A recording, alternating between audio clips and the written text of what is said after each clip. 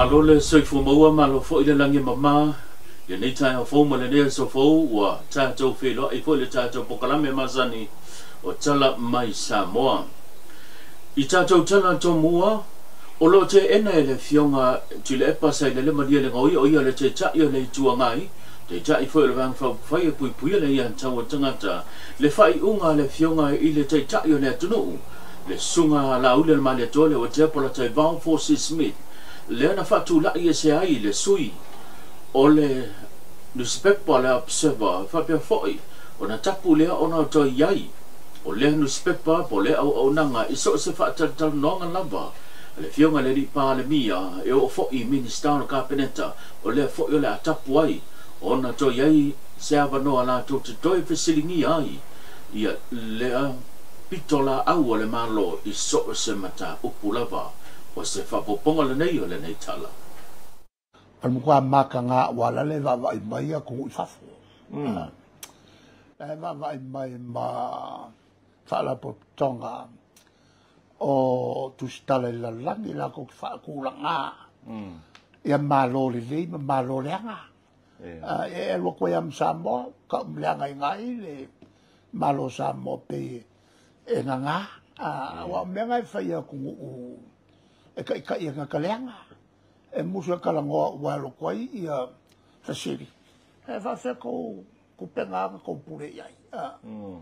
e musu la e fe ka pe ka mai wa la ka mai makanga e o foi mako kani e mai sale siri vo le mo meu upu ka fa lenga le fa mai mako e la auki o mako whaka ua whangua, a ko ma, e ka sala ka. Na tō wala te tila tō tua moto in whanua saina. Oi o in whanua whalenga nuu. Ma whaka ua malo whaka mok, whanua whalenga nuu e sana. O se mele le te lo malo. O le matala whai toa. Matala no. O la ua whakuanga i le kapeneka. Whakua loko kai ka ese mga mea a fai fo i sili i le tūlanga na whaonga ko pe kausao ia i nga mako whaonga o le fai unga le fionga le ripa le mia e pe ona tapu ai le newspaper la pseva ona to iai so se pokalame le fionga le pa le mia e mafua mai ona o ni tala tustusia mani lo minga le o wa fa upuina pe wa sa no ia le fionga le te tai le malo oni tustusinga tau fa leanga male le moni e le mama atu o le fo ina tali mai ai le fionga to mai mano anga filisiam leo o ia le failo tusi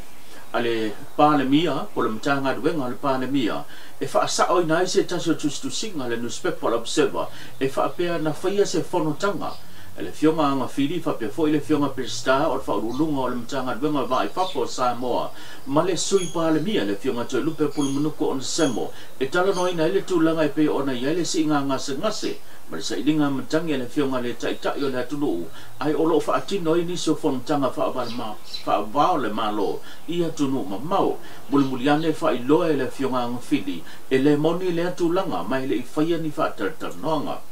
na i foi se lo minga pa se tu singa le fionga le nu ale newspaper observer le foi na sa no ia le fionga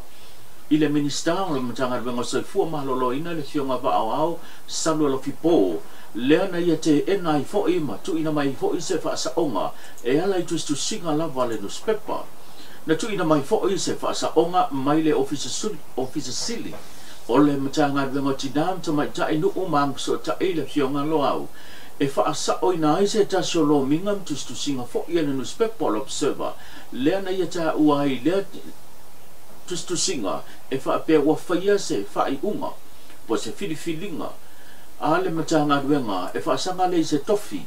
o le afio anga o malie e pe ona fa alia ia tu singa o le tu lai mai o le tele tu singa e le moni mai le sao mai le mautino foi ma le ai o ni interview o fa tino ina po ni fa tanonga le na mafuai ona sa noa ma fa ia le fa unga le fionga le ripa le mia e tapu ai la observer ona to iai se isi fa tanonga lana fionga fa pe fo ile ava no la to te silingi ai ia fionga minister ka peneta i so se mata opo Inisi o tātou tala, o le se fulu whamiliona le ana whaaruina i le whauseina, o le awala le anga mai si umu, ua whesiringia le taitai o le malo. O le mafuanga lea, ua ia whai ai ia sana polo inga po se whaatonunga anga i le sui pāne mia o ia lea, o lo wa ia mta ngaduenga te telemati na emwhilau inga, ina ia sile te toa, i le tūlanga i pe o na ia le polo keti lea. Leo wa faisi te leo le se le ni na whaaluina i se fulu whamiliona, ai e leo tūlai mai se tūlanga e whitau i ai ma tala whiunga le se le ni whana whaaluina, male ngā ruenga sa whaatinoina. O se awiri ringa le nei tala. E aina I mea whau o te loa add-on I lunga o forensic audit. O le mea mwhaino tau tino atu le temin nei o le wala lea na whai le Cross Island Road. Se I tau nuu le whono le soluru na fsiringia le tūlanga le nsau no I Elmins tau tupe tūlanga pe o yeise mea na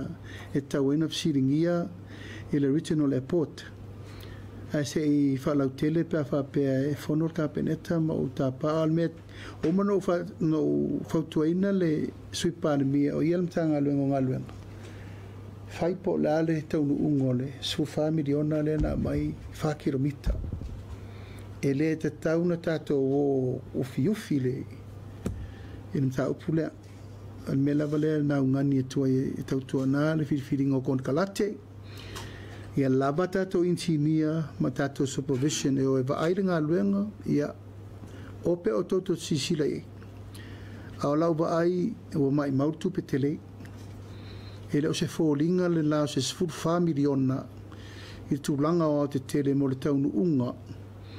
o le whamoe moe ina I tātia mai se awala tātou te fia whai ngā malanga o mai. Inisi o tātou tala, o le vai aso nei na whailoa I ai, le taitai o le atunu ule sunga le la ule le mahale tole o te polata I vau forces me, ma le au malanga mamalu, o whaurulunga le malo Amerika Samoa, I Samoa nei, o se tasi le nei o pokalame o whaataruina e pe o na I whaatatanoanga I o temi o sola, le atoa Samoa e pe ona whaatulanga inisi o pahenga moa tina ina ma de so tau au o whainga pa anga o malo e lua. O le iai le whaamoe moe o le atala ina se tasi o ofisa le malo Amerika Samoa I Samoa nei e whapia foi. Se ofisa le malo Samoa I to tono Amerika Samoa. O le au malanga na fio mai ai ia le fionga savali talavou ale papele senatoa le fionga olo luau le tuli. E whapia foi ia le fio mai ia le fionga ia vailo ata ami tuanai ape mika asia foa ma le fionga ia Nathanielu po Nathaniel Savali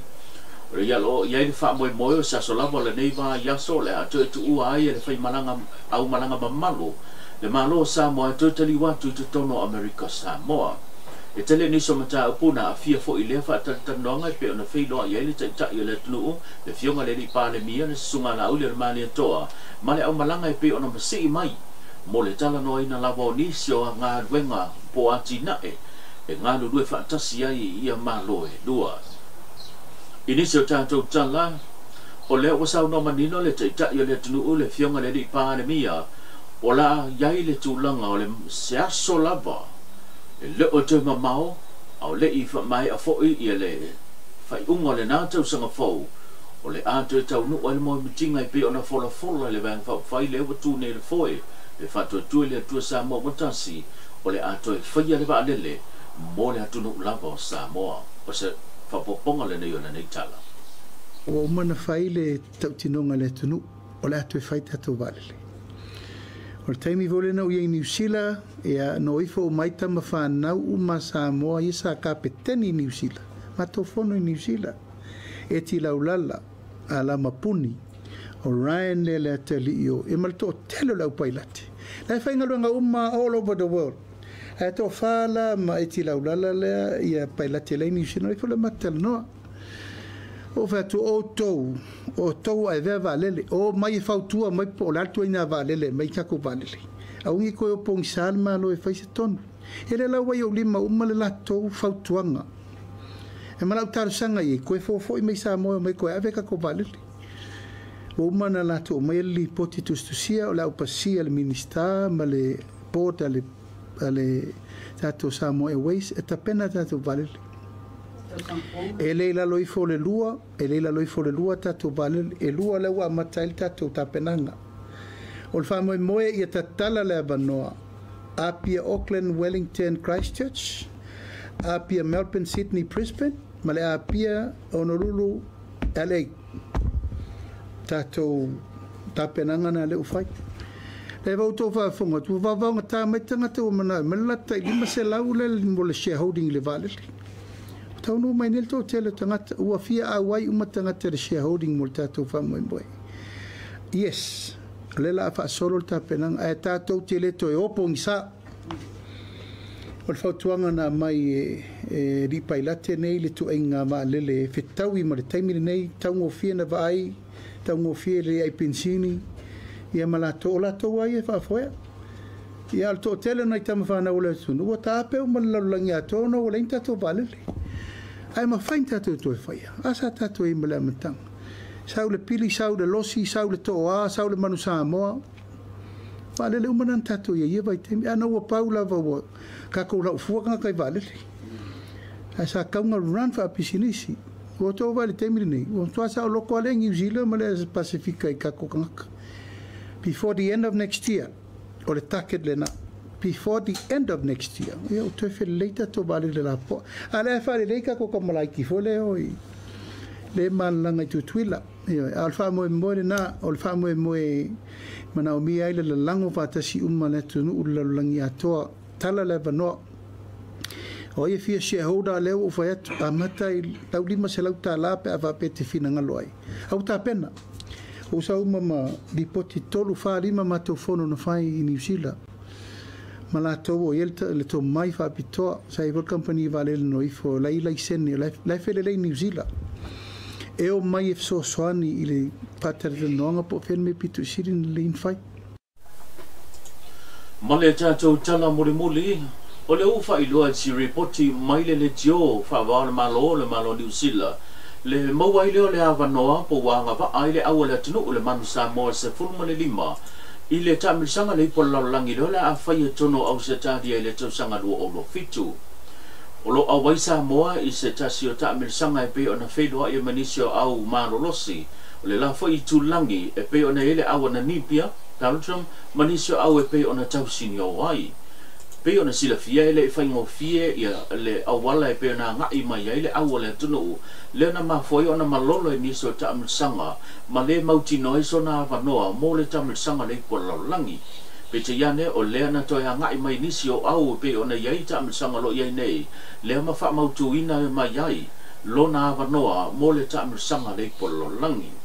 e pe ona sila fia o le awala tunu o se tasi le o au fai taulia ma tuli mata ia i le vaai le lotelo le laulangi i le mawa e le tulanga mawa lunga o lana tamu whainga e pe ona iai i le tele o tau sanga ma o se urua i teimi mua lea wa o aisa mua i le tau sa ili leo sona avanoa mo le tamu sanga le ipo laulangi i te iane o leo o manino anta la vai o leo wa anga va asa moa le awala tunu mo le tamu sanga le ipo laulangi ia mole tuai ia le fa taitele ma le fa malo i le martelo le tunu o le ngato Samoa nei fa pepoi so se Samoa lo alana papa au ia tunu mau e tu sai ma le tapu inga ma le no potalo a o alo fai pa alo mtam fa na o le tunu o mo le tawina le tawa a wase ai mo Samoa tau lunga tato pukana me pe ona tato filo e le nei yaso tuli tau mai se si fa poponga i le aso tayo so i fua mai manuia